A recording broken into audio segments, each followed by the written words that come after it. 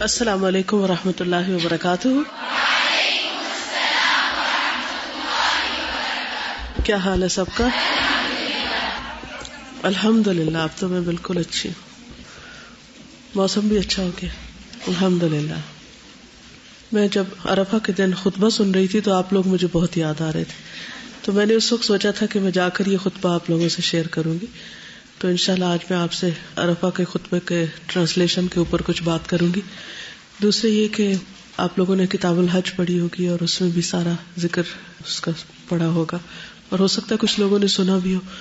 کتنے لوگوں نے سنا تھا ٹی وی پر یا ریڈیو پر؟ اچھا الحمدللہ، کافی اچھا. حج ایک بہت اچھا موقع ہے سب کو یونائٹ کرنے کا مسلمانوں کو، لیکن اسی وقت ممکن ہو سکتا ہے جب ان کو عربی آتی ہو، جب بات سمجھ آتی، کیونکہ اگر لینگویج بیریئر ہو تو قریب بیٹھا شخص بھی بہت دور ہے. یعنی اگر زبان کا فاصلہ ہو، ایک دوسرے کی بات ہی سمجھ نہ آ رہی، اور اگر زبان سمجھ آتی ہو تو ہزاروں میل دور بیٹھے لوگ بھی دلوں کے قریب ہوتے ہیں.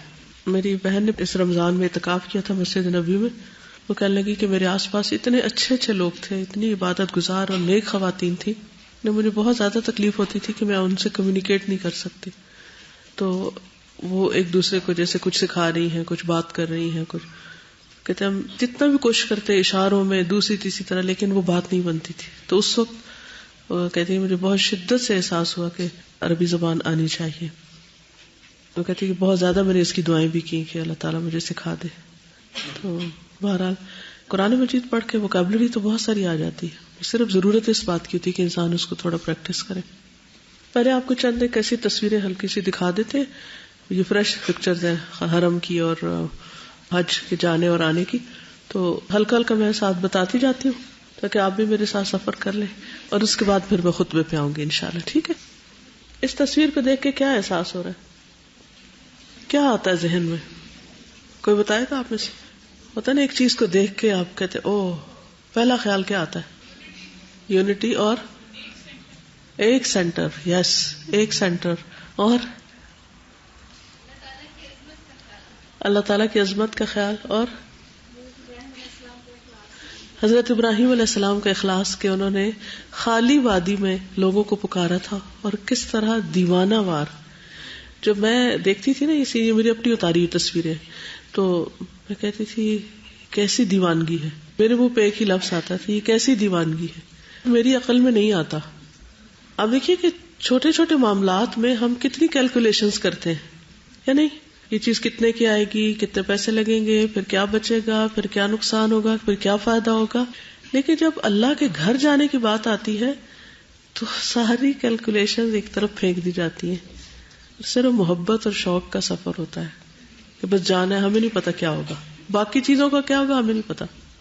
تو ہر چیز پیچھے رہ جاتی ہے، اور یہ صرف دیوانگی سے انسان کر سکتا ہے، عقل مندی سے نہیں کر سکتا. جب عقل بہت بیچ میں آ جاتی ہے تو عقل تو پھر شاطر ہوتی ہے، عقل تو پھر بہت کچھ سجھاتی ہے، نفع نقصان بتاتی ہے، اس کا کیا بنے گا، وہ کیسا ہوگا. لیکن جب انسان عقل کو ایک طرف رکھ کے اللہ کی محبت کو سامنے لے آتا ہے تو پھر بڑے سے بڑے رسک لے لیتا ہے. تو میں وہاں کھڑے ہو کے بعض اوقات یہ سوچتی تھی کہ ان میں سے ایک شخص کے یہاں آنے پر کتنا پیسہ لگا ہوگا.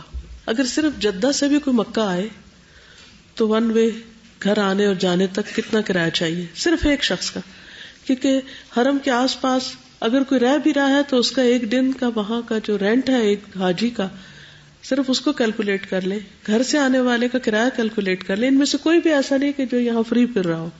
ہر شخص مال، وقت، جان کی قربانی کر کے آتا ہے یہاں. یہ کوئی عام کراؤڈ نہیں ہے کہ آپ کسی بازار میں ایسے گھس گئے تو وہاں رش ہو گیا. تو صرف مال ہی کو لے لیں، صرف ایفرٹ کو لے لیں، صرف وقت کو لے لیں، اور پھر مل کیا رہا ہے، کیا کما کے جا رہے ہیں. یعنی اگر آپ مانیٹری سینس میں دیکھیں یا مٹیریل وائز دیکھیں تو آپ 1-2 گھنٹے اس طرح گھوم پھر کے تھک ہار کے ٹوٹ کے آپ باہر نکلتے ہیں، پسینے بہا کے، ہفتے تفتے. ہاتھ میں کیا ہوتا ہے؟ نو مٹیریل گین، کچھ بھی نہیں ہوتا ہاتھ میں، لیکن دل میں اتنا کچھ ہوتا ہے، ایمان میں اتنا کچھ ہوتا ہے کہ وہ خزانہ سب سے بڑا خزانہ ہوتا ہے، اس کے مقابل کوئی چیز نہیں، اور وہی پانے کے لیے جاتے ہیں. اور اللہ کی رضامندی و رضوان اللہ اکبر. سب سے بڑی چیز ہے اگر انسان خالص نیت کے ساتھ. تو میں وہاں کھڑے ہو کے سوچتی تھی پہاڑوں کو دیکھ کے, نیچے کی چیزیں تو بہت بدل گئی نا, پہاڑ وہی ہیں ویسے ہی ہیں. میں سوچتی تھی ان میں سے کون سے پہاڑ پہ حضرت ابراہیم کھڑے ہوئے ہوں گے, اور کتنا اخلاص ہوگا, کتنا کتنا کتنا کتنا, کہ اس کا یہ نتیجہ ہے. تو ہم میں کیوں نہیں وہ اخلاص؟ ہم بعض اوقات کسی انسان کے لیے کیسے کیسے قربانیاں کر جاتے ہیں, اس کے لیے کیسے کیسے رسک مول لیتے ہیں. کیا اللہ کے لیے بھی ہم کسی سے دشمنی مول لیتے ہیں؟ کیا اللہ کے لیے بھی ہم کسی سے کوئی نقصان کرنے کو تیار ہوتے ہیں؟ جبکہ پتا ہے کہ وہاں سے تو ریٹرن ملنا ہی ملنا ہے, باقی کسی نے تو دینا ہے یا نہیں, اللہ نے تو دینا ہی دینا ہے, اتنا یقینی سودا ہے. تو پھر بھی ہم کیوں ڈرتے ہیں, کیوں نہیں آگے بڑھتے؟ مجھے یاد ہے اپنا ایک پچھلا حج, ہم نے ایک دفعہ حج ایسے کیا تھا کہ جو کچھ تھا سب لگا دیا تھا, کچھ بھی نہیں بچا تھا, لیکن مجھے کبھی یہ ڈر نہیں ہوتا کہ بچے گا نہیں کچھ, یا واپس آئیں گے تو کریں گے کیا. کیونکہ ہم جاب کرتے تھے, اور جاب میں آپ کو پتا ہے کہ سارا سال بھی اگر آپ پے سیو کرو تو وہ مشکل ایک ٹکٹ بنتا ہے نا. لیکن یہ ڈر نہیں ہوتا تھا کہ کچھ نہیں رہے گا. بس ایک ہوتا تھا جس کے لیے جا رہے ہیں وہ کبھی بھی آپ کو ایسے نہیں چھوڑے گا, رزق اس کے ذمہ ہے, ضروریات کا پورا کرنا اس کے ذمہ ہے, ہر چیز اس کے ذمہ ہے. ڈر کس چیز کا؟ تو مجھے یہ سفر اور یہ حج اور عمرہ اور یہ جو کچھ سکھاتے ہیں نا, میں جو کچھ لے کر آتی ہوں وہ ایمان میں اضافہ, یقین میں اضافہ, توکل میں اضافہ, انابت اللہ میں اضافہ, اللہ کی محبت میں اضافہ. اور ہر دفعہ یہی کوشچن کرتی ہوں کہ یہ کیسا اخلاص تھا, وہ مجھ میں کیسے آئے گا کہ صرف اللہ کے لیے سب کچھ کرنے کا شوق پیدا ہو جائے اور باقی سب کچھ پیچھے چلا جائے. نیکسٹ, یہ جب ہم یہاں سے جا رہے تھے ہوا یہ کہ ہماری فلائٹ رات کو تھی, لیکن وہ ڈیلے ہوتی ہوتی ہوتی صبح پہ جا پڑی. تو پھر مجھے سمجھ آئی کہ اس میں بھی کوئی مصلحت تھی. تو الحمدللہ یہ جب جدہ کا پہلا سین نظر آیا تو اس وقت میں نے لی تھی.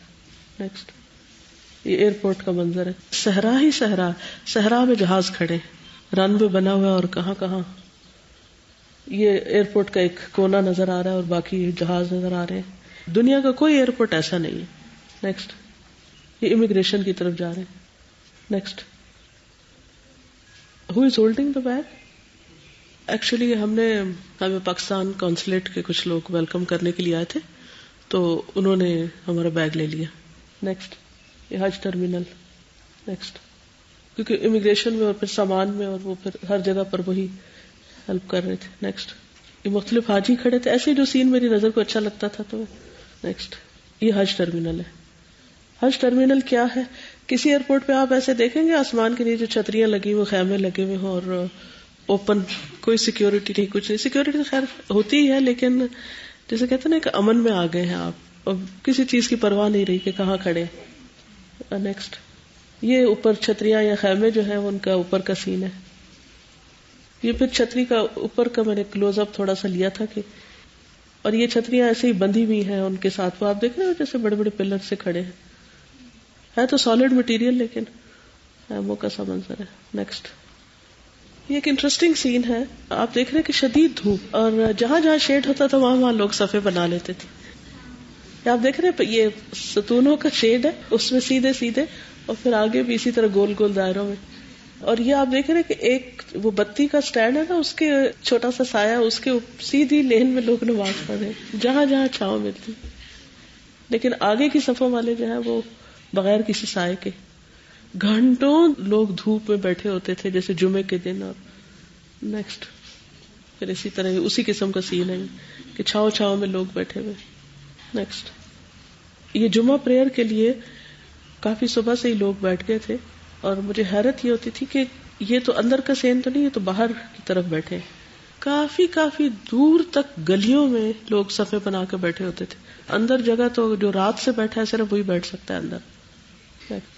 اب یہ عین جمعہ کا وقت تھا میرے خیال میں. نیکسٹ, زمزم کے لیے انہوں نے بڑے بڑے ٹینک سے لگا دیے باہر کی طرف, اور اس میں بھی لوگوں کو صرف پانی کی بوتل لینے کے لیے بعض اوقات لمبی لمبی لائنوں میں کھڑا ہونا پڑتا ہے. رمضان میں جاتے ہیں تو کولرز بھی ہوتے ہیں, صفے بھی بچھی ہوتی ہے. حج کے موقع پر کولر, صفے, ہر چیز اٹھا دی جاتی ہے. یہ جب صبح ہوتی ہے نا فجر کے بعد, تو لوگ اشراق پڑھ کے پھر اتنے تھکے ہوتے ہیں کہ بعض اوقات وہیں لیٹ جاتے ہیں. ہر طرف لوگ سوئے ہوئے, صحنوں میں ادھر ادھر, اور اتنے مزے کی نیند آتی ہے وہاں. یہ آپ دیکھیں یہ سوئے ہوئے سارے لیٹے ہوئے چھت، پھر جو دھوپ چڑھتی ہے پھر اٹھتے جاتے ہیں. نیکسٹ. اس میں یہ میں نے طواف کو کلوز اپ کرنے کی کوشش کی. اس میں 5 لیولز پہ طواف ہو رہا تھا، فرسٹ فلور پہ، پھر سیکنڈ پہ، پھر تھرڈ پہ، پھر فورتھ پہ، پھر پلیٹ فارم پہ. نیکسٹ. اور یہ آپ دیکھ رہے ہیں کعبہ کے گرد سفید کپڑا، یہ کعبہ کا احرام ہوتا ہے جو حج سے پہلے ہوتا ہے. حج ہوتے جاتے پھر چینج ہو جاتا ہے غلاف، عرفہ کے دن چینج ہوتا ہے. نیکسٹ. الحمدللہ حج سے 2-3 دن پہلے روزانہ شام کو بادل آنے شروع ہو گئے، پورا چھاؤں ہو جاتی تھی ہر طرف، بارش بھی تھی. نیکسٹ. یہ بھی آپ دیکھ رہے طواف کس طرح ہر لیول پہ طواف ہو رہا ہے. الحمدللہ رمضان میں جب ہم گئے تھے تو پورا ایک حصہ جو تھا وہ ٹوٹا ہوا تھا. یہاں اصل میں نے پہاڑ کو لینے کی کوشش کی تھی کہ اصل سین نظر نہیں آتا. نیکسٹ. رات کا منظر فجر کے بعد. نیکسٹ. قریب کوئی بس کوئی کار وغیرہ نہیں آ سکتی، کافی چل کے باہر کی طرف جانا پڑتا تھا. وہاں سے اب ایک اور پبلک ٹرانسپورٹ پہ بیٹھتے، وہاں سے ایک اور جگہ ہماری بس کھڑی ہوتی تھی، پھر کدائی کے مقام پر وہاں جا کے چینج کرتے. نیکسٹ. یہ کدائی کے پہاڑ ہے. کدائی کا ذکر سیرت کی کتابوں میں بھی آتا ہے. وہاں پر یہ چھوٹی گاڑیاں اور چھوٹی بسیں کھڑی ہوتی تھی تو وہاں ہم شفٹ کرتے تھے. نیکسٹ. یہ سارے وہی راستے اور پل وغیرہ پکا کے. یہ مینا کا پہاڑی نظر آ رہی. نیکسٹ. لبیک اللہم لبیک لبیک لا شریک لک لبیک ان الحمد والنعمت لک والملک لا شریک لک لبیک اللہم لبیک لبیک لا شریک لک لبیک ان الحمد والنعمت لک والملک لا شریک لک لبیک اللہم لبیک لبیک لا شریک لک لبیک ان الحمد والنعمت لک والملک لا شریک لک لبیک اللہم لبیک لبیک لا شریک لک لبیک ان الحمد والنعمت لک والملک لا شریک لک. وہ حج زیادہ پسندیدہ ہے جس میں تلبیہ زیادہ ہو. العج والثج 2 لفظ آتے ہیں. عج کہتے ہیں زور زور سے تلبیہ پکارنا، اور ثج کہتے ہیں خوب خون بہانا، یعنی زیادہ قربانیاں کرنا. یعنی ایک تو کی جاتی ہے، ایک سے زیادہ بھی کیا جا سکتا ہے. تو جس حج کے اندر یہ 2 چیزیں ہوں زیادہ اچھا حج ہے. جب سب لوگ منا جا رہے ہوتے ہیں، عرفہ جا رہے ہوتے ہیں، اور پھر ہر مقام پر تلبیہ پکار رہے ہوتے، تو مجھے بس ایک ہی بات سمجھ آتی ہے، اور جب بلند آواز سے خصوصاً پکارے کہ صرف اللہ کا حکم مان کر یہاں آئے ہیں، ان سڑکوں پر، اس میدان میں، ان پہاڑوں پر، اس جگہ پر، ورنہ کیا کام ہے. میں اکثر جب میں راستے میں بعض اوقات بسیں رک جاتی ہیں اور آپ صرف دیکھ رہے ہوتے ہیں پیدل چلنے والوں کو، لوگوں کو جا رہے تھے تو جا رہے چل رہے ہیں، سامان اٹھایا پیدل چل رہے ہیں، میلوں پیدل چل رہے ہیں لوگ. تو میں اپنے آپ کو ایسے کہتی ہوں کہ کدھر جا رہے ہیں، کیوں جا رہے ہیں، کس لیے جا رہے ہیں، کیا لینے جا رہے ہیں، کیا مقصد ہے، کیا چاہیے. بار بار میں یہ کوشچن کرتی تھی، کیوں چل رہے ہیں، کیوں تھک رہے ہیں، کیوں یہ پہنا ہوا ہے، وہاں کیا کرو گے. ان سوالوں کا کیا جواب ہے؟ لبیک اللہم لبیک. آپ نے بلایا اس لیے آئے، دیٹس دی اونلی آنسر. عقل کوئی جواب نہیں دے سکتی، کیونکہ وہاں کچھ ہے ہی نہیں. نہ وہاں مارکیٹ ہے، نہ وہاں کوئی پکنک ریزورٹ ہے، کچھ بھی تو نہیں ہے. وہاں دھوپ ہی دھوپ ہے، اور حتیٰ کہ لیٹنے کے لیے پراپر بستر نہیں ہے، کھانے کا پراپر سامان نہیں ہے، وضو وغیرہ، واش روم، ہر چیز. الحمدللہ بہت فیسلٹیز ہیں. اس کے باوجود جب اتنی لمبی لمبی لائنیں ہوتی ہیں تو ہر چیز مشکل ہوتی ہے. اور پھر ہر طرح کے لوگ ہوتے ہیں، کوئی کس طرح واش روم یوز کر لیتا ہے، کوئی پتہ نہیں چلتا پاک ہے ناپاک ہے، کوئی کچھ پھینک کے آ جاتا ہے، کوئی کچھ کرنا ہوتا ہے. ہر ایک کی ان چیزوں کو برداشت کرنا. پھر مجھے سمجھ آئی کہ اس لیے اتنا تلبیہ کہنے کا حکم ہے کہ بہت زیادہ تلبیہ کہو، تاکہ جس وقت شیطان بہکانے لگے یا جس وقت عقل غالب آنے لگے تو ایک ہی بات سوچو کہ مقصد صرف ایک ہے، لبیک اللہم لبیک. آپ نے بلایا، ہم چلے آئے ہیں، صرف آپ کے کہنے پہ آئے ہیں، صرف آپ کے لیے آئے ہیں، کوئی دنیا کا مقصد نہیں. اپنے اخلاص میں اضافے کے لیے آئے. دیکھیں نا، جب انسان کسی بھی چیز کے لیے جاتا ہے تو اس کو کوئی نہ کوئی فائدہ حاصل ہو جاتا. مثلا دین کے لیے بھی نکلتا تو بعض اوقات دنیا کا فائدہ حاصل ہو جاتا. لوگ جہاد کے لیے نکلتے تھے تو وہاں سے بھی غنیمت مل جاتی تھی. ٹھیک، کچھ تو ملتا تھا نا. لیکن حج کے سفر میں تو صرف دینا ہی دینا ہوتا، وہاں سے تو آپ کو کوئی ایسی غنیمت ملنے کا تو کچھ ہے ہی نہیں. تو جب انسان سب کچھ آہستہ آہستہ آہستہ آہستہ ہر چیز پیچھے چھوڑ دیتا ہے، یعنی یہاں سے ہم مکہ تک بھی جاتے ہیں تو کپڑے رکھ لیتے ہیں اور چیزیں رکھ لیتے ہیں. جب مکہ سے مینا جاتے ہیں تو انسان ہے چونکہ ضرورت پڑتی ہے، تو میں نے اس طرح کیا کہ جو اپنا مسواک وغیرہ تھا اور بہت ضروری چیزیں وہ تو اپنے ہینڈ بیگ میں رکھ لی، 2-3 چیزیں، اور سوچا کہ کپڑے بدل لوں گی تو کپڑے اور چند چیزیں جو تھی وہ بیگ میں رکھ دی. اور آپ کو حیرت ہوگی کہ بیگ کھولنے کی ضرورت پیش نہیں آئی. ٹائم بھی نہیں تھا، دل بھی نہیں چاہا اور ضرورت بھی نہیں محسوس ہوئی.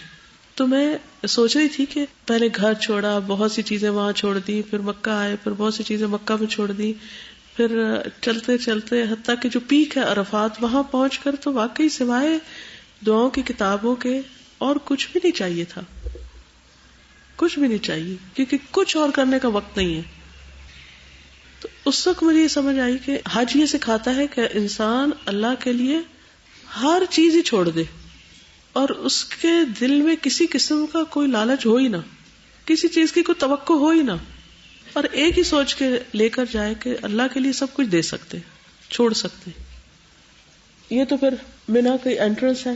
مینا میں بھی نیچے ہی سونا تھا، تو اتنے صرف لٹرلی 3 بالش کا چوڑا وہ تھا میٹرس، اور جتنا ہمارا قد اتنا ہی ہوگا، اس سے بھی شاید چھوٹا ہی ہوگا. تو میں سوچی تھی کہ اچھا اس پر بھی سو سکتے ہیں نا، لیکن نیچے کارپٹ تھا، ایک کارپٹ کے اوپر چھوٹے چھوٹے میٹرس رکھے تھے، اور خیمہ بھی تھا مینا میں. لیکن عرفہ کے بعد جب مزدلفہ آئے تو خیمہ بھی گیا.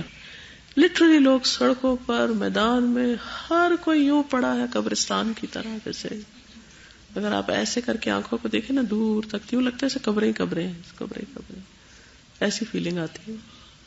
مرے پڑے ہیں سب، کیونکہ تھکے ہوتے نا، جاگنا ہی مشکل رہے. میں سوچی تھی کہ نیچے کیسے لیٹوں گی، لیکن اتنی اچھی نیند آئی کہ فریش ہو گئے. پھر اس رات چونکہ نبی صلی اللہ علیہ وسلم نے تہجد بھی نہیں پڑھے تھے تو ہماری آنکھ کھل گئی، لیکن ہم نے بھی نہیں پڑھے، سنت کی پیروی کر گئی اور سو بھی گئے. نیکسٹ، یہ مینا کے کچھ مناظر ہیں. یہ بھی کوئی کہیں نمازیں پڑھ رہا ہے، کوئی کہیں جماعت کر رہا ہے. نیکسٹ، یہ خیمے ہیں. ہر ملک نے اپنے اپنے جھنڈے لگا رکھے تھے لوگوں کی سہولت کے لیے، پہچان کے لیے. نیکسٹ، یہ سب خیموں کا شہر ہے. نیکسٹ، جب ہم نے پہلا حج کیا تھا تو یہ درخت نہیں تھے اس وقت، کئی سالوں میں یہ درخت کافی بڑے ہو گئے. آپ دیکھیں یہ درختوں کے ساتھ ساتھ فٹ پاتھ ہوتا ہے نا اندر، اس پہ لیٹے ہوئے اور سو رہے ہیں اسٹریٹ اپ مٹی کے اوپر، کچھ چھوٹی سی چادر، یہ جائے نماز بچھا کے یا کچھ. نیکسٹ، یہ عرفہ کا دن ہے، یہ ایران کا جھنڈا ہے. نیکسٹ، یہ عرفہ ہے. نیکسٹ، یہ صرف میں نے اس لیے لی کہ کتنی اونچی اونچی لائٹس لگی ہوئی ہیں، ایک پول کو کیپچر کرنے کی کوشش کی. نیکسٹ، اس قدر لوگ چیزیں بانٹتے نظر آتے تھے. جیسے ہماری گاڑی گزر رہی ہے نا تو صرف فیو سیکنڈ میں اتنے کارٹن لسی کی، وہ جو بوٹل کینز ہوتے ہیں وہ، اور پانی، اور وہ 2-3 انہوں نے اندر پھینک دی. ہر کوئی دینے والا ہے، لینے والے بھی بہت تھے، لیکن ہر ایک کے اندر ایک دینے کا مزاج. نیکسٹ، یہ پاکستانی کاؤنسلیٹ کا خیمہ تھا اس طرف. یہ عرفات میں خیمہ تھا ہمارا جہاں ہم رکے تھے، اندر سے چھوٹا سا منظر ہے. نیکسٹ، یہ مینا کا خیمہ ہے. نیکسٹ، یہ حرم جانے کے لیے اس پل میں سے گزرتے تھے ہم. نیکسٹ، یہ ریڈ کلر کی بس ہے اور اس کا شکل کیا نظر آ رہی ہے، اتنی خوبصورت بس. اس بس سے ہم شفٹ کرتے تھے دوسری بس پر. نیکسٹ، احرام کے لیے میں نے بالکل بلیک، یہ بالکل سفید نہیں لیا تھا، یہ دوپٹہ لیا ہوا تھا جو اس وقت میں نے پہنا ہوا ہے. اس کی وجہ یہ تھی کہ پہچان جلدی ہوتی ہے، ورنہ پیور بلیک میں یا پیور اس میں یا پھر اوپر لال پیلے چیزیں لگاتے ہیں لوگ، وہ بھی ایک عجیب چیز لگتی. تو اس میں کہ ہم لوگوں نے ایک ہی کلر کے ملتے جلتے بلیک اینڈ وائٹ میں پہنے ہوئے تھے تو پہچان بہت جلدی ہو جاتی تھی. نیکسٹ، جمرات. یہ آپ دیکھیں کئی لیولز اب انہوں نے بنائے ہیں جمرات کو پتھر مارنے کے نا. یہ سارا سیلاب پورا لوگوں کا اندر جا رہا ہے پتھر مارنے کے، لیکن اتنا کنٹرول تھا کہ انہوں نے ایکسکیلیٹرز کے اوپر 3-4 چکر دلواتے تو ہر کوئی لائنوں میں آ جاتا ہے، اکٹھا کراؤڈ داخل نہیں ہو سکتا. نیکسٹ، یہ جمرات کے اوپر کا، یعنی جیسے یہ ہماری چھت ہے نا اسی طرح. نیکسٹ، یہ مینا کے خیمے. نیکسٹ. بالکل پورا چھوٹا سا ایک شہر سا بن جاتا ہے. اور جیسے وہ مہاجرین کی بستیاں ہوتی ہیں کبھی آپ نے دیکھی ہوں گی, تو مجھے یہاں رہ کے ایسے لگ رہا تھا جیسے مہاجر بستی میں رہ رہے ہیں. اور مجھے بہت خیال آ رہا تھا کہ جو لوگ اپنے شہروں گھروں سے نکال دیے جاتے ہیں اور پھر وہ جا کر مہاجر کیمپوں میں رہتے ہیں, تو ان کے گھر کیسے ہوتے ہیں, ان کی گلیاں کیسے ہوتی ہیں, ان کے دروازے, ان کے سارا وہ چونکہ پردہ تھا خیمے کا, تو وہ جو اندر داخل ہوتا وہ کھل جاتا, پھر ہم مشکل ہوتی کہ وہ کوئی گزرے گا تو ہم دکھ جائیں گے. تو وہ پکے گھروں میں تو دروازے لاک ہو جاتے ہیں, بند ہو جاتے ہیں, ان کے آگے بس ایسے کپڑے کا پردہ پڑا ہوتا ہے. نیکسٹ. اس کے اوپر اے سی بھی لگے ہوئے تھے کولر سے ہر خیمے کے ساتھ. نیکسٹ. ساتھ یہ انسٹرکشن بھی ہر جگہ پر انہوں نے لگائی ہوئی تھی. جمرات کی رمی کی روانگی میں مقررہ اوقات کی پابندی کریں, بچوں کو ساتھ ہرگز نہ لے جائیں, عمر رسیدہ افراد شرعی رخصت سے فائدہ اٹھائیں, مینا میں رہیں, جلدی نہ کریں. نیکسٹ. پانی کا جہاں انتظام ہوتا تھا وہاں لگا ہوتا. نیکسٹ. یہ بھی وہی گلی ہے, خیمے ہیں رائٹ لیفٹ, اور سب نیچے سو رہے ہوتے تھے. نیکسٹ. پینے کے پانی کی اسی طرح ہی کنٹینر ہوتے تھے بڑے بڑے. نیکسٹ. پھر یہ واپس طواف افاضہ اوپر کے فلور پر کیا تھا, تو یہ چھت کی قریب سے کچھ پکچرز میں نے لی تھی. نیکسٹ. فلور کی کچھ لی تھی. نیکسٹ. اب نئی جو ایکسٹینشن ہے اس کی چھت اس طرح کی ہے, ہیوج تعمیر ہے, اور پنکھا ہے یہ آپ دیکھ رہے ہیں اوپر سے نیچے تک آیا. نیکسٹ. یہ گرین ایریا ہے صحیح کے درمیان گرین لائٹس کے ساتھ, اس سے رنگ خراب ہوا ہے ورنہ بہت ہی خوبصورت ایریا تھا. نیکسٹ. یہ سیکنڈ فلور کی تھی. پھر صحیح کے بعد یہاں ایک اسکیلیٹر سے نیچے جاتے ہیں. نیکسٹ. واپس لیونگ, یعنی طواف افاضہ کے بعد پھر مینا جانا ہوتا ہے. نیکسٹ. یہ کوئی پبلک ٹرانسپورٹ. نیکسٹ. یہ پہلے دوسرے دن اس طرح طواف ہو رہا تھا فرسٹ فلور پہ, اینڈ دھوپ میں. آپ دیکھیے کہ کیسے لوگوں کی ہمت ہے, رش بھی تھا اور گرمی بھی اور دھوپ بھی, لیکن لوگ کر رہے ہیں اور ہر لیول پہ طواف ہو رہا ہے. نیکسٹ. یہ مینا میں مغرب کی نماز ہے, شاید لوگ پڑھ رہے تھے ایک جگہ پر. نیکسٹ. کیونکہ طواف افاضہ کے بعد پھر آپ احرام اتار دیتے ہیں. نیکسٹ. یہ اب نئے جمرات کافی بڑے بڑے ایریاز پہ بنے. نیکسٹ. پہلے اور دوسرے جمرہ کو مارنے کے بعد طویل قیام کیا تھا نبی صلی اللہ علیہ وسلم نے, دعائیں مانگی تھی, لیکن تیسرے کے بعد نہیں. نیکسٹ. یہ مینا کے کچھ مناظر ہیں, لوگ سڑکوں پہ پڑے ہیں رات کے وقت. نیکسٹ. یہ طواف وداع کے طواف کے پراپر سائنز لگے ہوئے ہیں اب. نیکسٹ. کیونکہ اتنی ہیوج کنسٹرکشن ہے, پتہ نہیں چلتا کہ طواف شروع کہاں سے, اور نیچے تو کعبہ نظر آتا ہے, سیکنڈ فلور پہ کعبہ نظر نہیں آتا. نیکسٹ. یہ پلرز کے ساتھ قرآن مجید رکھنے کا بہت ہی اچھی یہ بنی ہوئی تھی, تو میں نے ایک آئیڈیا کے لیے تصویر لی تھی کہ ہمیں بھی اپنے پلرز کے ساتھ یا کلاس روم میں قرآن مجید رکھنے کے لیے اس طرح کی چھوٹی چھوٹی کیبنٹس بنوا لینی چاہیے. نیکسٹ. یہ زمزم طواف کے دوران. نیکسٹ. مختلف گروپس کے لوگ اکٹھے بیٹھتے تھے, ان کے جو لیڈر ہوتے تھے ان کو انسٹرکشنز دیتے تھے, پھر اس کے بعد وہ اپنا کام شروع کرتے تھے. اسی طرح ایک گروپ بیٹھا ہوا تھا, انڈونیشیا کے لوگ تھے. نیکسٹ. یہ 14ویں کا چاند آپ دیکھیے رات کو کتنا کلیئر اور خوبصورت. نیکسٹ. پلر قریب سے میں نے لیا تھا, ان کے دور سے تو پلر نظر آتے, قریب سے ایک نظر آئے تو اچھا لگتا ہے. نیکسٹ. یہ ویل چیئر خانہ کعبہ کے اندر جتنی بھی آس پاس ہوتی تھی سب اٹھا کے لے جا کے کباڑ میں ڈال دیتے تھے, کیونکہ مسلسل انہیں صفائی کرنی پڑتی تھی تاکہ لوگوں کے لیے رکاوٹیں نہ بنے. نیکسٹ. مختلف طرح کے بینرز اور پوسٹر لگے ہوئے تھے مختلف جگہوں پر, حدیثیں تھی بڑی اچھی اچھی. نیکسٹ. واپسی کا سفر, حرم سے نکل رہے ہیں. نیکسٹ. یہ دیکھیں کتنا اچھا بینر لگا ہوا ہے کہ تھوکیے مت, ایک سڑکوں پہ لوگ تھوکتے بہت ہیں. نیکسٹ. یہ جو پہاڑ آپ کو نظر آ رہے ہیں اس کو محبس الجن کہتے ہیں. جو ٹیکسی ڈرائیور تھا وہ بتا رہا تھا کہ سلیمان علیہ السلام نے جنوں کو یہاں روک دیا تھا کہ مکہ کے اندر مت آؤ, تو اس کو محبس الجن کہتے ہیں. نیکسٹ. یعنی جن حبس کر دی. یہ مکہ سے نکلنے کے لیے کسی نہ کسی ٹنل سے گزرنا پڑتا ہے, تو اس کی تصویر. نیکسٹ. یہ باہر آ گئے. نیکسٹ.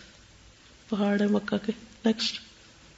ایک اور سڑک, ایک کے بعد ایک نفق میں اندر جاتے ہیں, پہاڑوں کو کاٹ کاٹ کے بنا دی گئی جس سے فاصلے بہت سمٹ گئے. نیکسٹ. یہ جو کافی باہر جا کر پیچھے سے جو مکہ ٹاور ہے نظر آتا ہے. نیکسٹ. یہ پھر ہم حج ٹرمینل پہ پہنچ گئے. نیکسٹ. PIA کا اپنے بینر وغیرہ لگے ہوتے ہیں جہاں پاکستانی آ جاتے ہیں سب. نیکسٹ. یہ حج ٹرمینل میں جاتے ہوئے تصویر.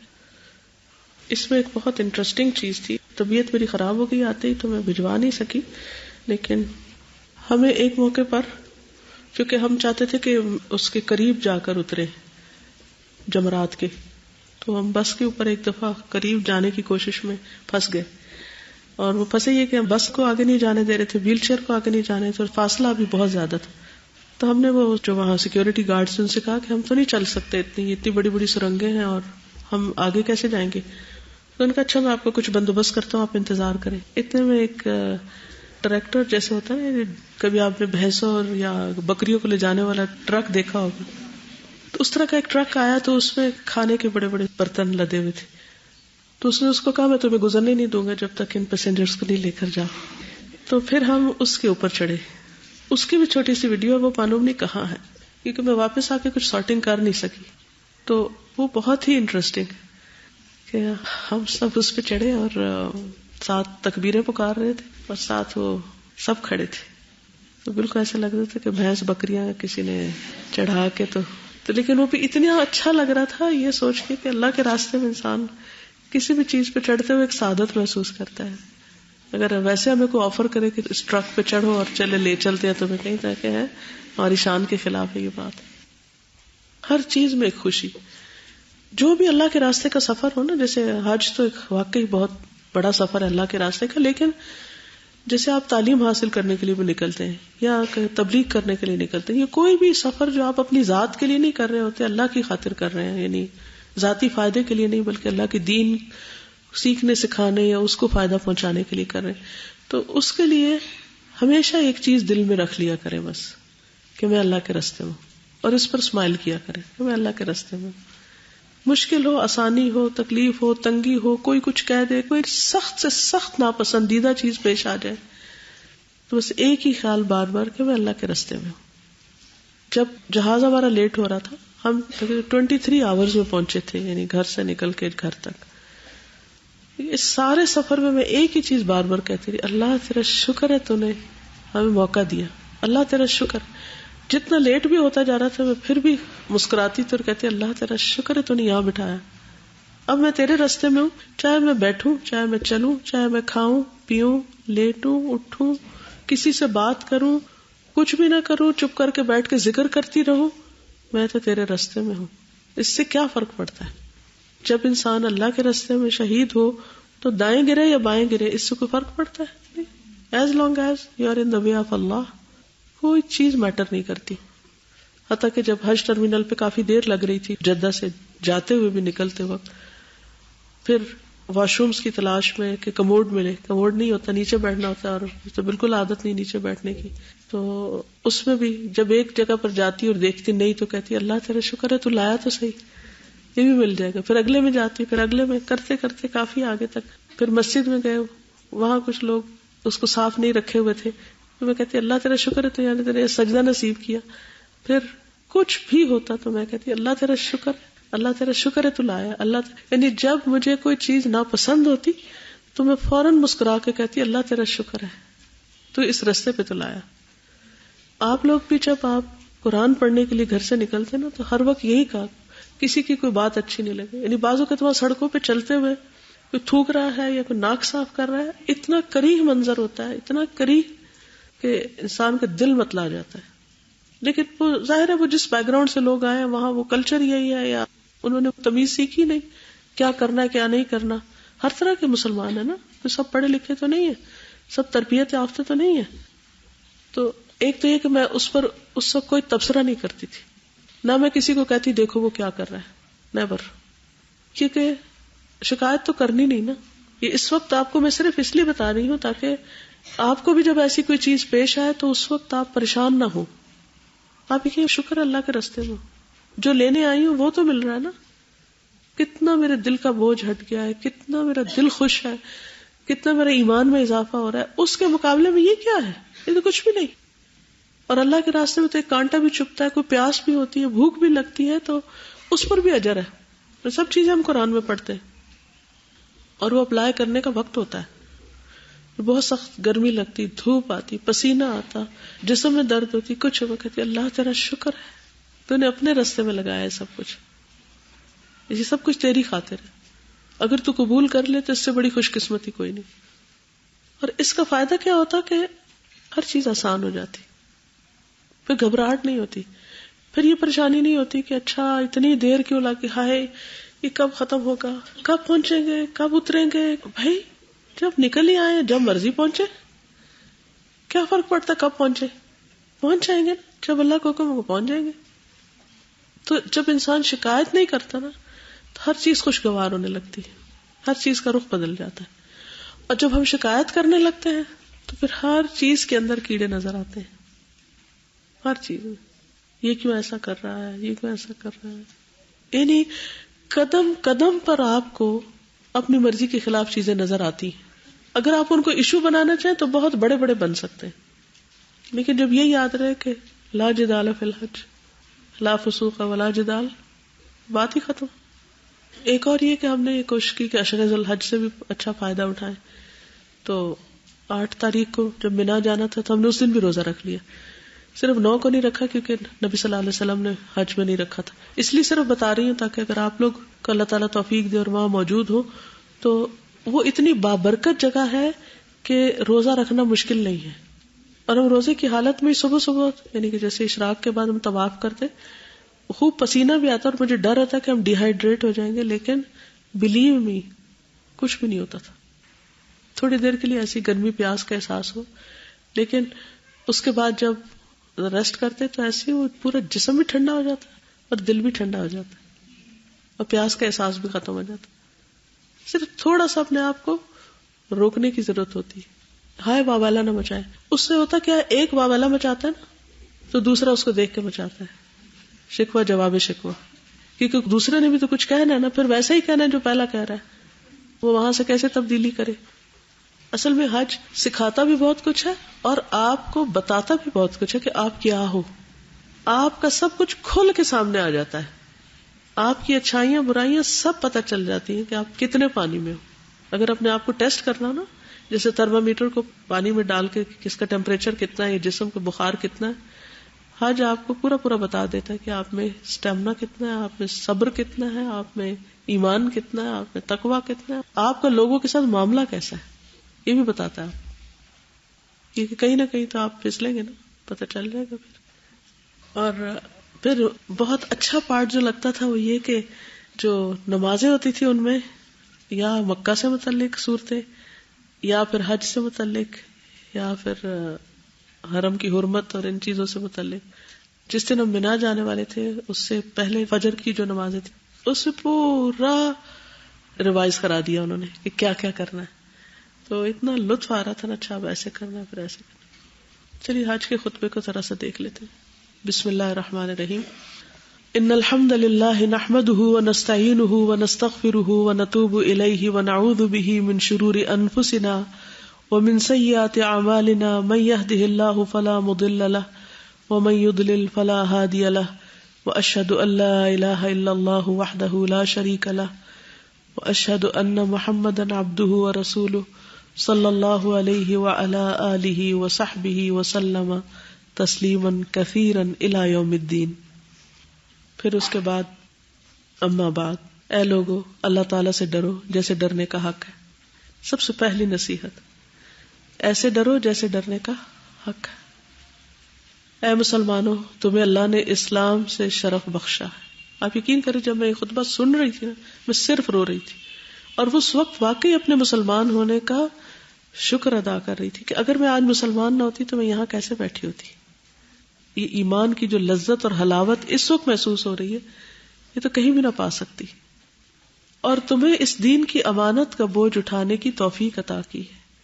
یہ کیا ہی عظیم شرف ہے اور کیا ہی بڑی فضیلت ہے کہ تم رحمت کی ہوئی امت ہو تاکہ اللہ تعالیٰ تم پر مہربان ہو.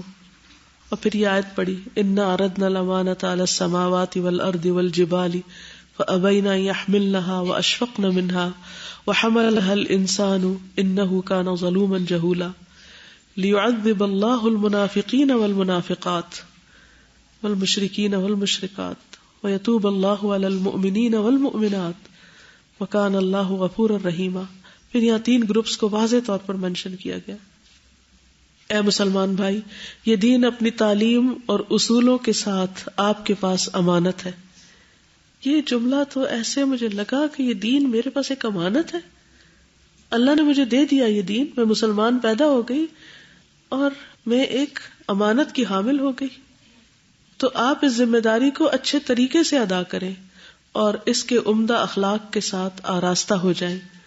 صحیح عقیدہ آپ کے پاس امانت ہے، تو آپ اللہ پر، اس کے فرشتوں پر، اس کی کتابوں پر، اس کے رسولوں پر اور آخرت کے دن پر سچائی اور سنجیدگی کے ساتھ ایمان لانے والے بن جائیں.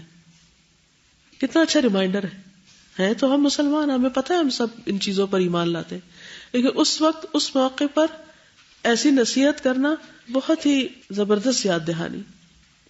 اللہ سبحانہ و تعالیٰ کو اس کے اچھے ناموں اور بلند صفات کے ساتھ متصف کریں، اسی کے مطابق جس پر قرآن و سنت نے دلالت کیا ہے. تکذیب، تنفیر، تحریف، تعطیل سے دور رہتے ہوئے رب کے بارے میں ایسا یقین رکھو جیسا رب ہے، یعنی رب کو انسانوں جیسا مت سمجھو، اور جیسے اس کی صفات ہیں.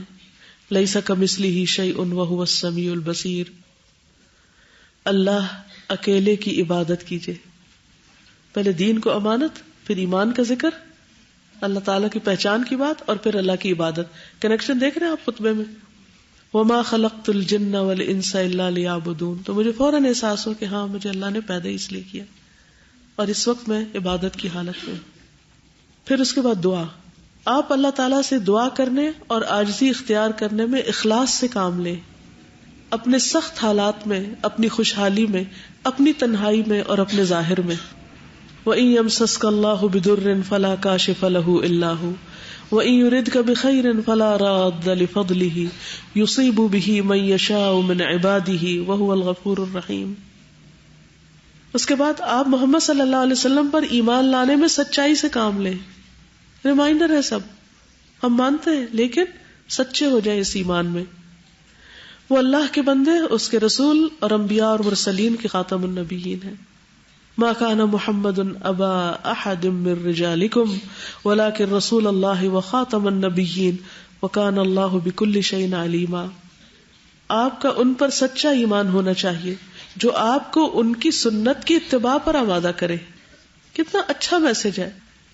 اور شریعت کو نافذ کرنے اور اسی کی طرف فیصلہ لوٹانے اور اس پر راضی رہنے پر آمادہ کرے. اور یہ کہ نبی صلی اللہ علیہ وسلم کی سنت آپ کے تمام حالات میں نمونہ اور اسوہ ہونی چاہیے. ہر موقع پر یہ سوچیں کہ اس جگہ اگر نبی صلی اللہ علیہ وسلم ہوتے تو وہ کیا کرتے. لقد كان لكم في رسول الله اسوة حسنة لمن كان يرجو الله واليوم الآخر وذكر الله كثيرا. اور جان لیجئے کہ نبی صلی اللہ علیہ وسلم تمام مخلوقات کے رسول ہیں.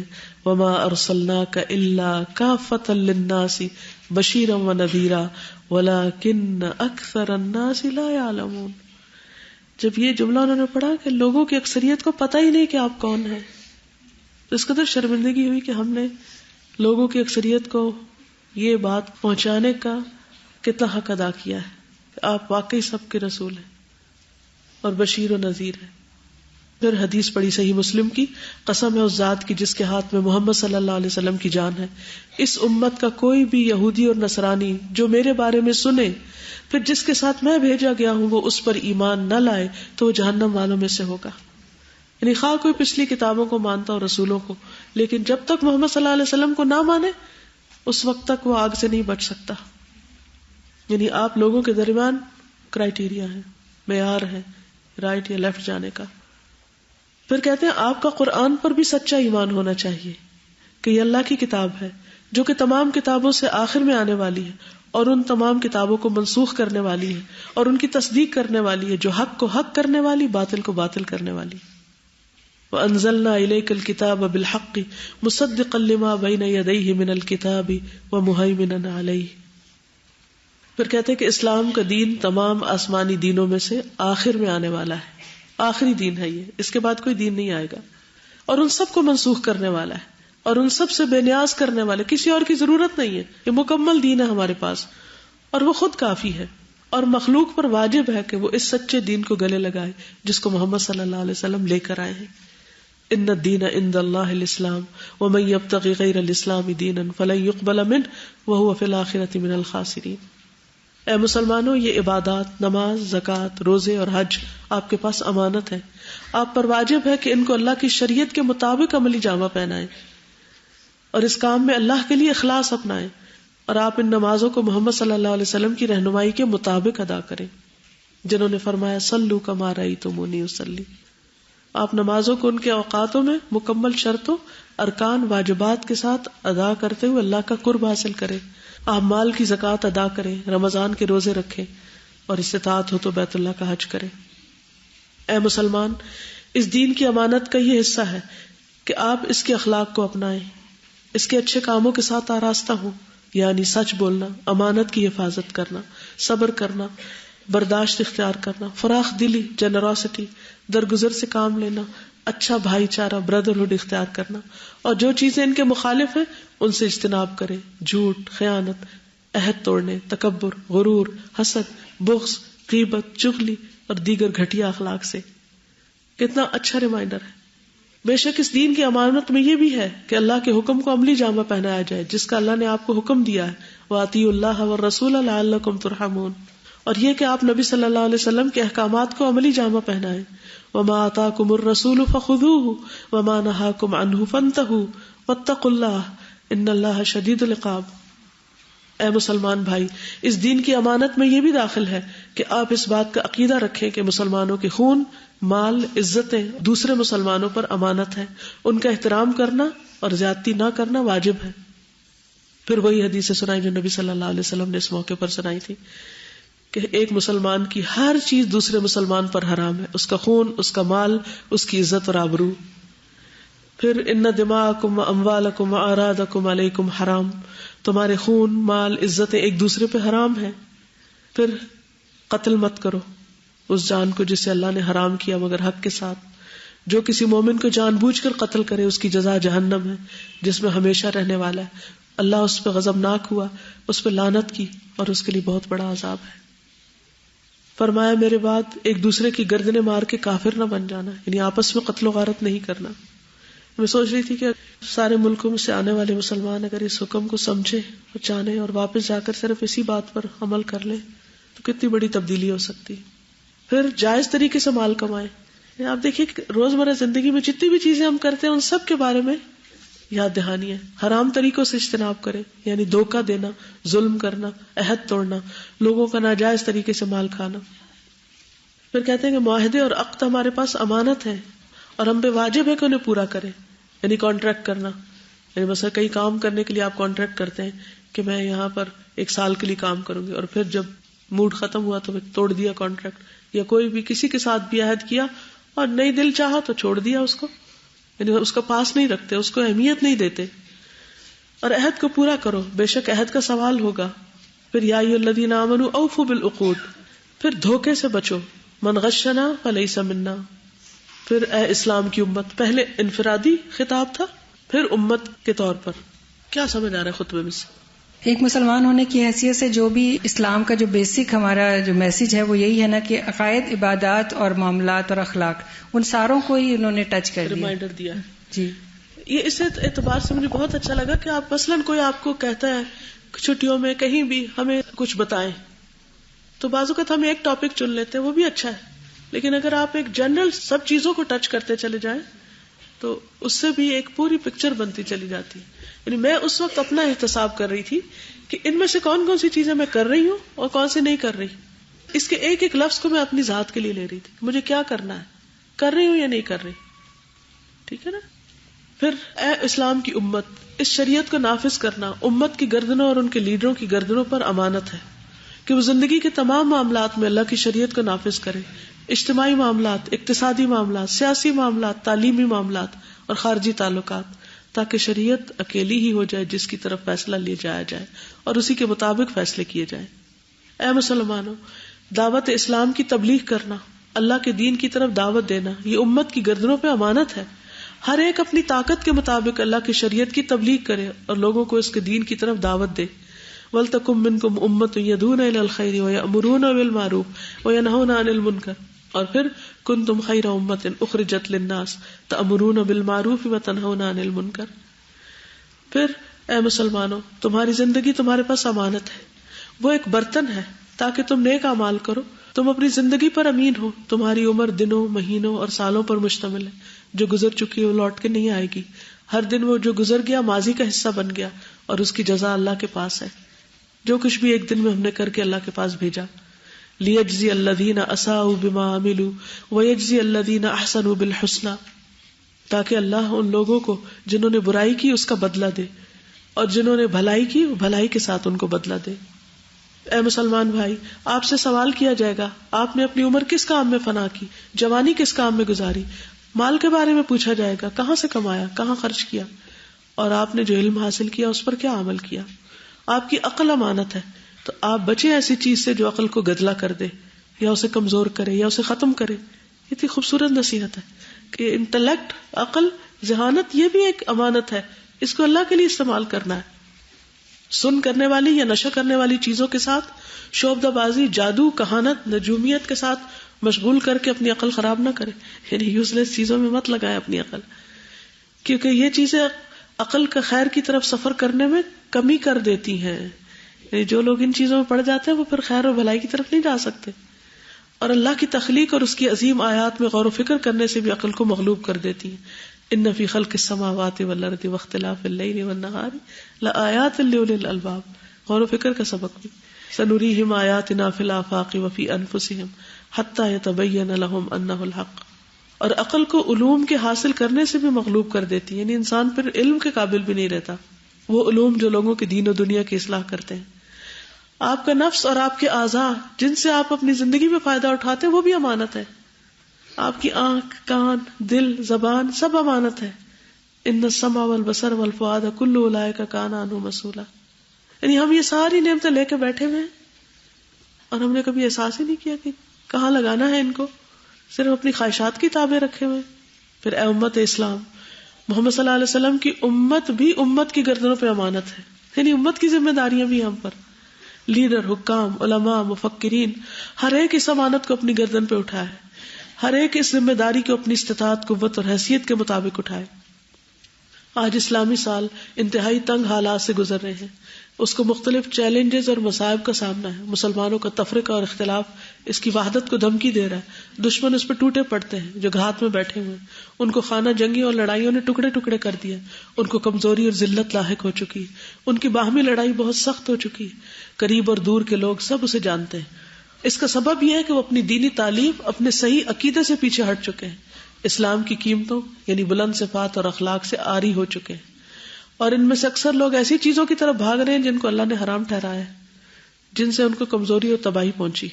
امت کا ایک گروہ بے حیائی کی طرف بھاگ رہا ہے، اخلاق ضائع کر رہے ہیں، ہر چیز میں آزادی چاہ رہے ہیں. انہوں نے عزتوں کو ضائع کرنے، حرمتوں کے پردے چاک کرنے، اخلاق کو خراب کرنے، شرعی بندھنوں کو توڑوانے کے سوا کوئی فصل نہیں کاٹی.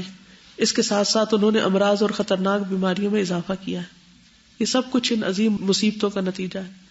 اس امت کا ایک گروہ وضعی قوانین پر قابض ہو چکا ہے، یعنی انسانوں کے بنائے ہوئے قوانین. وہ اس کے ساتھ خیر چاہتا ہے، لیکن انہوں نے امن و امان، قرار اور سکون کے نہ ہونے کی فصل کاٹی. دشمنوں نے ان کو غلام بنایا اور وہ دشمن ان کے اندرونی معاملات میں داخل ہو چکے ہیں. اس امت کے گروہ نے اپنے دشمنوں کی عادات، اخلاق اور افکار میں ان کی تقلید کی اور اپنے تعلیمی طریقے اور اصول کافروں سے عاریتاً لے لیے. یہ سمجھتے ہو کہ ترقی کا انحصار اس پر ہے. انہوں نے یہ نہیں سوچا کہ کون سی چیز اچھی اور کون سی بری، کون سی فائدہ مند اور کون سی نقصان دہ، کون سے اصول شریعت کے موافق ہے اور کون سے مخالف. یعنی اندھا دھند ہر چیز لے لی. اے مسلمان، اور ان نظاموں میں سے ایک گروہ نے اسلام میں سوشلزم، لبرلزم، سیکولرزم کو داخل کر دیا اور لوگ خیال کرتے ہیں کہ یہ ترقی ہے، حالانکہ معاملہ اس کے برعکس ہے. اسلام کو کسی ازم کی ضرورت نہیں، وہ خود ایک کمپلیٹ یعنی کہ کامل دین ہے. الیوم اکملت لکم دینکم. یہ صورتحال تمام امت میں نہیں بلکہ اکثر امت کا یہ حال ہے، ورنہ ہمیشہ سے امت میں ایسے لوگ موجود رہے جو حق پر رہے اور دین پر جمے ہوئے، اصولوں اور ثابت شدہ احکام پر عمل کرتے رہے، توحید کی دعوت دیتے رہے، شرک سے روکتے رہے اور اصل شریعت کی حفاظت کرتے رہے اور لوگوں کی تقلید اور پیروی سے روکتے رہے. اے مسلمانوں، اس بڑی رسوائی، نقصان اور ذلت کے بعد اب وقت آ گیا ہے. یہی وہ وقت ہے کہ امت اپنے رب کی طرف بھاگے اور اس کے دین سے جڑ جائے. ففروا الی اللہ، انی لکم منہ نذیر مبین، یعنی آئندہ کرنے کا کام کیا ہے؟ اللہ کی طرف دوڑو، میں اس کی طرف سے کھلا ڈرانے والا ہوں. واعتصموا بحبل اللہ جميعا ولا تفرقوا، امت کو نجات نہیں مل سکتی نہ ہی کامیابی جب تک کہ وہ اپنے رب کی کتاب اور اپنے نبی کی سنت پر عمل پیرا نہ ہو، جیسے کہ سلف صالحین نے اس کو سمجھا. اور اس امت کی صورتحال ٹھیک نہیں ہو سکتی مگر اسی چیز کے ساتھ جس کے ساتھ اس امت کا پہلا حصہ ٹھیک ہوا. اے اسلام کی امت، ہمارے سلف صالحین عقیدہ، اخلاق، عظیم صفات، باہمی معاملات، اصلاح، تربیت میں ربانی عہد پر تھے. یہ وہ منہج ہے جس کے ذریعے اللہ تعالیٰ نے ہدایت یافتہ لوگوں کا راستہ روشن کیا ہے اور مشرق و مغرب میں لوگوں کے سینے کھولے ہیں اور اپنی کتاب کی حفاظت کی ہے، اور اس امت کے علماء سے اس دین کی حفاظت کی ہے جو علماء آج تک بھی ہیں. حدیث میں آتا ہے رسول اللہ صلی اللہ علیہ وسلم نے فرمایا، میری امت میں سے ایک جماعت ہمیشہ حق پر غالب رہے گی، جو انہیں رسوا کرنا چاہے گا وہ ان کا کوئی نقصان نہیں کر سکے گا یہاں تک کہ اللہ کا حکم آ جائے گا اور وہ اسی حال پر ہوں گے. اے امت اسلام، اس ریاست کے کچھ آدمی ہیں جنہوں نے ملکوں کو فتح کیا اور ان کے لیے بندے مطیع ہو گئے. یہ نہ تو ان کی تعداد پر منحصر تھا اور نہ سامان کی قوت پر، بلکہ یہ ان کے دین کی عظمت، ایمان کی قوت، ان کے اخلاق اور باہمی مضبوط تعلقات اور کلمے کے اتحاد کی وجہ سے مسلمانوں نے ہمیشہ کامیابیاں اٹھائی. وہ اسلام کے رشتے کو خونی رشتے سے بلند سمجھتے تھے، اسلام کے رشتے کو خونی رشتوں سے بلند سمجھتے تھے. اے امت اسلام، کیا ابھی وہ وقت نہیں آیا کہ ہم ان مصائب اور مشکلات کے بعد غفلت سے جاگ جائیں جو مصیبتیں ہم پر واقع ہوئی ہیں؟ کیا ابھی وہ وقت نہیں آیا کہ ہم اختلافات اور فرقہ واریت کو چھوڑ دیں؟ کیا ابھی وہ وقت نہیں آیا کہ ہم اپنے رب کی کتاب اور اپنے نبی محمد صلی اللہ علیہ وسلم کی سنت کی طرف رجوع کریں، اس کے بعد کہ ہم میں سے بہت سے لوگوں نے قرآن و سنت کی تعلیم کو ضائع کر دیا؟ کیا ابھی وہ وقت نہیں آیا کہ ہم سب اپنے ہاتھوں سے اپنے مستقبل کو بنانے کے لیے متحد ہو جائیں؟ ہم اللہ سے مدد مانگیں اور پھر اپنی صلاحیتوں کے ساتھ مدد لیں، اور جو مفکرین اور علماء ہیں ان کی عقل سے مدد لیں. ہم ایک طاقتور اسلامی اتحاد بنائیں، اس میں اقتصادی اتحاد بھی ہو. ہم انہی وسائل پر اکتفا کریں جو ہمارے پاس ہیں. ایسی دفاعی اور فوجی قوت ہو جس کے ساتھ ہم اپنے دشمنوں کی فوجوں کا مقابلہ کریں. ایسی الگ ثقافت ہو جو پاکیزہ اور اخلاقی تمدن کی حامل ہو. ہم دنیا کا ہاتھ تھامیں اور ہم ایک قافلے کی مانند ہو جائیں. ہم لوگوں کو خیر کی دعوت دیں. ہمارے پاس روشنی کی ایسی مشعلیں ہوں جن کے ذریعے ہم صراط مستقیم پر چل سکیں اور سلف صالحین کے منہج پر چل کر کامیابی اور خوش نصیبی کی طرف چلیں. اے اسلام کی امت، اپنے دین پر عمل پیرا ہو، مضبوطی سے اسے تھام لو، اپنے عقیدے کا دفاع کرو، کمزوری نہ دکھاؤ ورنہ تم ناکام ہو جاؤ گے. وَلَا تَهِنُوا وَلَا تَحْزَنُوا وَأَنْتُمُ الْأَعْلَوْنَ إِن كُنتُم مُؤْمِنِينَ. یعنی دین کے معاملے میں کمزور نہیں بننے کی ضرورت، اور کمزور نہ بنو اور غم نہ کرو، اور تم ہی غالب ہو اگر تم مومن ہو. اے مسلمانوں کے لیڈروں، تم پر ذمہ داری پڑتی ہے کہ تم مسلمانوں کے مقاصد کی حفاظت کرو اور ان کی صفوں میں اتحاد پیدا کرو. مسلمانوں کے مقاصد کی حفاظت کرو، ان کے کلمے کو متحد کرو، ان کی غلطیوں کو چھوڑ دو جو مسلمانوں کو گھیرے ہوئے ہیں، اور اپنی رعیتوں میں نرمی کے ساتھ بلند مقاصد کا اہتمام کرو. ان کے لیے شاندار زندگی مہیا کرنے کی کوشش کرو. اس بات سے اجتناب کرو کہ تم ان کے لیے زندگی کو تنگ کر دو اور تم ان کو بدترین تکلیفیں پہنچاؤ یا ان کے مرتبے کی توہین کرو. یہ تمہارے اور ان کے درمیان ہے، یعنی ایسا معاملہ ہونا چاہیے. یعنی لیڈرز کی کیا ذمہ داری بنتی کہ وہ دوسروں کے لیے سہولتیں پیدا کریں، اور تم اپنے اور اپنی عوام کے درمیان محبت کے پل کو تعمیر کرو. یعنی باہم نفرتوں کا تعلق نہیں ہونا چاہیے، محبتوں کا ہونا چاہیے. اور عالمی کانفرنسوں میں اسلامی مسائل کے دفاع کے لیے اور اپنے عوام سے ظلم کو روکنے کے لیے تمہارے موقف بہادرانہ ہونے چاہیے، اور دشمنوں کو مسلمانوں پر غالب ہونے کے لیے کوئی نرمی نہ دکھاؤ، اور بھلائی اور نیکی اور تقوی کے کاموں میں تعاون کرو. اے امت اسلامیہ کے علماء، امت کی حفاظت اور اس کی حالت مطیع کرنے اور باہمی جھگڑوں کو ختم کرنے اور امت کے باشندوں کے درمیان دشمنی، جنگ اور فتنوں کی آگ بجھانے کے لیے تمہارا ایک مؤثر کردار ہے. یعنی علماء کا کام ہے کہ وہ افراد کے درمیان باہم محبتیں پیدا کریں. اے علماء اسلام، تم بہادری اور اخلاص اور مقصدیت کے ساتھ آراستہ ہو جاؤ. امت جن تکالیف کو جھیل رہی ہے اس میں تمہارا موقف واضح ہونا چاہیے، اور ان کی باہمی اختلافات کی بتی کو کھینچ دو تاکہ جھگڑے کا دیا بجھ جائے. اگر تم نے یہ کام چھوڑ دیا، اس کو ضائع کر دیا، تو یہ تنازع پختہ ہو جائے گا.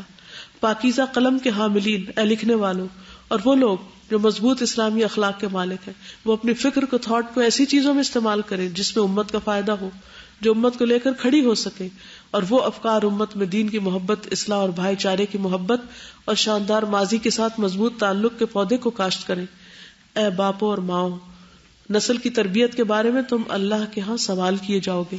تم ان کی صحیح طریقے پر اور اخلاق کریمہ پر تربیت کرو، ان کے دلوں میں دین اور وطن کی محبت کاشت کرو، اس بات کی کوشش کرو کہ ان کی پوری زندگی میں تعلیم اور تعلم اور محنت کرنا پھیل جائے، ان کو بے حیائی اور برے کاموں سے دور رکھو۔ اے تعلیم کے ذمہ دار لوگوں، مسلمانوں کو بیٹوں کو وہ تعلیم دو جو ان کی دین و دنیا میں فائدہ مند ہو، ان کے لیے راستے روشن کرو، ان کے مستقبل کو ٹھیک کرنے کے لیے ان کو اس قابل بناؤ کہ وہ اپنی امت اور ہم وطنوں اور اسلامی مسائل کی خدمت کی ذمہ داری ادا کرنے کے قابل ہو جائیں۔ یعنی ایسے افراد اسکولوں میں تیار ہوں کہ جو امت کی ذمہ داری کو سمجھ سکیں۔ اے مالدار لوگو، جس دین کا تم کو امین بنایا گیا ہے اس کے بارے میں اللہ سے ڈرو، مالوں کی زکوٰۃ ادا کرو۔ تم پر اسلامی امت کا یہ حق ہے کہ اپنے ملکوں کے مال میں اضافہ کرو تاکہ ان جاندار منصوبوں سے خیر و برکت حاصل ہو، تاکہ اقتصادی قوت اور ترقی حاصل ہو اور نوجوانوں کو موقع دیا جائے اور عام لوگوں کے ہاتھوں کو مصروف کیا جائے، یعنی لوگوں کو کام میں لگاؤ۔ اس بات سے بچو کہ تمہارے مال امت کے فساد اور ان کے اخلاق کو بگاڑنے اور ان کے رویے کو مٹانے کا سبب بنے، یا تمہارے مال اسلام کے دشمنوں کے لیے مدد کا باعث بنے۔ اے منصوبے بنانے والوں، پالیسی میکرز، اپنے بارے میں اور اپنی ذمہ داری کے بارے میں اور امت کو ذلت سے نکالنے اور لوگوں کو تکلیف سے نکالنے کے لیے جو منصوبے تم بناتے ہو ان کے بارے میں اللہ سے ڈرو۔ تم امت کے لیے جو منصوبے بناتے ہو، اقتصادی، عسکری، صحت کے متعلق، سیاسی معاملات کے متعلق، ان میں سچائی اور اخلاص کو لازم کر لو۔ یہ منصوبے شریعت کے تابع ہونے چاہیے۔ منصوبے بناتے وقت اس بات کا دھیان رکھو کہ وہ منصوبے دین اور اس کے اصولوں کے ساتھ متفق ہوں، اور جو دین کے مخالف ہوں ان سے بچو۔ اے اسلامی اقوام، یہ تمہارے ملک تمہاری گردنوں پر امانت ہے، تم ان کے امن و امان، محاصل، وسائل اور ان کے منصوبوں کی حفاظت کرو۔ واضح رہے کہ تم تمام دشمنوں کا نشانہ ہو، وہ تمہاری صفوں میں انتشار پیدا کرنا چاہتے ہیں، خانہ جنگی پھیلانا اور بدنظمی پیدا کرنا چاہتے ہیں، تو ان خبیث چالوں سے بچو۔ وہ چاہتے ہیں کہ تمہاری بنیادوں کو ختم کر دیں اور اچھی بات کا خاتمہ کر دے تاکہ تم پہ قبضہ کر سکے، تمہیں اپنا تابع بنا سکے۔ ان چالوں سے بچو۔ اے امت اسلام، سب سے بڑی خیانت یہ ہے کہ بندہ اپنے دین اور اپنی امت کے ساتھ خیانت کرے، اس کے ساتھ غداری کرے، اور اس کی صورتوں میں سے ایک صورت یہ ہے کہ امت کے افراد کے درمیان منشیات کو عام کر دیا جائے، یعنی صرف پیسے کمانے کے لیے لوگوں کو ڈرگز پہ لگا دیا جائے اور اس میں خطرناک بلا کو پھیلایا جائے، اور یہ کہ انسان امتی کا دشمن بن جائے اور دوسرے لوگوں کے کہنے پہ ایسا کرے کہ اس کے ذریعے سے وہ اپنے ملک اور امت کو تباہ کرے۔ کس مصلحت کے تحت؟ اس میں کوئی مصلحت نہیں، بلکہ دنیاوی اغراض اور مقاصد اور لالچ کے لیے۔ نسلوں کی حفاظت کرو۔ حجاج بیت اللہ الحرام، تم نے اس ملک کو وطن بنایا، تم نے اس حرم کو امن اور اطمینان والا پایا۔ یہ امن اور اطمینان اللہ کی مہربانی کی وجہ سے ہے، اور اس کے بعد اس ملک کے حکمرانوں کی مہربانی کی وجہ سے ہے، جو زندگی کے تمام معاملات میں اللہ کی کتاب اور نبی صلی اللہ علیہ وسلم کی سنت پر عمل کرتے ہیں اور شریعت کو اپنا دستور اور نظام بنایا ہے، اور حکمرانوں اور ریت کے درمیان جو محبت ہے اس نے اس معاشرے کو ایک طاقتور معاشرہ بنا دیا ہے۔ اللہ تعالیٰ نے اس ملک کو اختلاف اور فساد کے خلاف ایک خارجی متوازن ریاست دی ہے جس نے اس ملک کو فتنوں اور مصیبتوں سے دور رکھا ہے۔ اے مسلمانوں، امت میں تقسیم اور گروہ بندی امت کے لیے نقصان دہ ہے۔ اپنی مشکلات کو خود حل کرو اور دشمنوں سے احتیاط کرو کہ وہ تمہیں باہم لڑائیں۔ اے بیت اللہ کے حجاج کرام، اس نعمت پر اللہ کا شکر ادا کرو اور سکون اور اطمینان کو لازم کر لو۔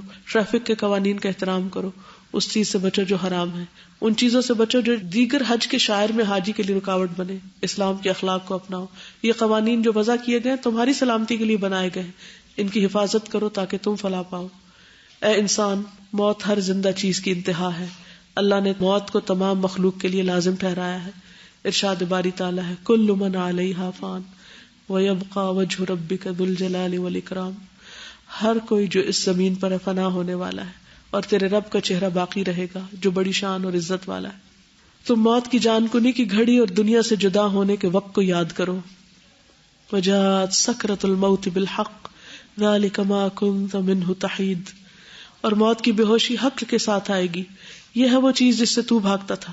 قبر اور اس کی تاریکی پر غور کرو، وہ یا تو جنت کے باغوں میں سے ایک باغ ہے یا دوزخ کے گڑھوں میں سے ایک گڑھا۔ وہ عظیم اور ہولناک دن جس کی مقدار 50,000 سال ہے، تم اس وقت کو یاد کرو جب تم اللہ کے سامنے کھڑے ہوگے۔ یومئذ تعرضون لا تخفی منکم خافیہ، اس دن تم پیش کیے جاؤ گے، تمہاری کوئی چھپی بات چھپی نہ رہے گی۔ اس دن کو یاد کرو جب سورج بندوں کے قریب آ جائے گا، اس کی تپش بڑھ جائے گی، پسینہ ان کے عملوں کے حساب سے ہوگا، کسی کا ٹخنوں تک، کسی کا پاؤں تک، کچھ لوگوں کے منہ میں بطور لگام کے ہوگا۔ اس لمحے کو یاد کرو جب اعمال کو تولا جائے گا، جب نامہ اعمال پھینکے جائیں گے، کچھ دائیں ہاتھ میں لینے والے ہوں گے، کچھ بائیں ہاتھ میں۔ اس دن کو یاد کرو جب آواز دینے والا آواز دے گا، اے اہل جنت، اللہ کے ہاں تمہارے لیے ایک وعدہ ہے، وہ وعدہ وہ تمہیں دینا چاہتا ہے، پورا کرنا چاہتا ہے۔ وہ کہیں گے وہ کون سا وعدہ ہے؟ کیا اس نے ہمارے چہروں کو سفید اور خوبصورت نہیں بنا دیا؟ کیا ہمیں جنت میں داخل نہیں کیا؟ کیا ہمیں جہنم سے نہیں بچایا؟ پھر وہ پردے دور کر دے گا تو وہ اللہ کے معزز چہرے کو دیکھیں گے، تو جنت میں اس نعمت سے بڑی کوئی نعمت نہ ملے گی۔ اس دن کو یاد کرو جب آواز دینے والا آواز دے گا، اے اہل جنت تم ہمیشہ رہو گے، تمہیں موت نہیں آئے گی، اور اے جہنم والو تم ہمیشہ رہو گے، تمہیں کوئی موت نہیں آئے گی۔ وآخر دعوانا ان الحمدللہ رب العالمین۔